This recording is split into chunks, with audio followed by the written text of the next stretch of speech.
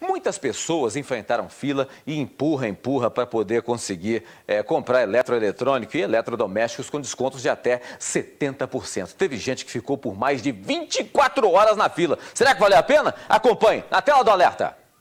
O pessoal na fila vai sendo liberado aos poucos para a entrada, os pertences, as bolsas estão sendo ensacados. A fila aqui já tem 2 horas de saldão, ainda tem uma filinha. Deixa eu ver aqui, você chegou agora, acha que ainda vai encontrar o que você quer? Pretendo, porque estou tentando comprar uma máquina de lavar, não é possível, não vi nenhum caminhão parado aqui, eu acho que ainda ninguém levou ainda nada. Ih, eu já vi um monte. Ai meu Deus, não estou atrasada. O que é que você vai comprar? Tô querendo ver panela.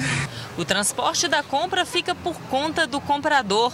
Tinha rodízio de caminhonetes na porta das lojas que fazem o saldão.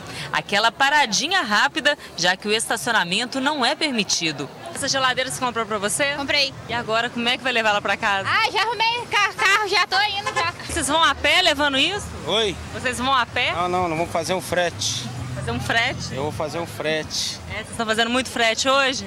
Eu não, só esse aqui. Colchão, cama, geladeira, fogão, cabe tudo isso aí? Vamos fazer um esforço aqui, né? O movimento dentro da loja era intenso. Como é que você conseguiu andar aí dentro com esse carrinho de bebê?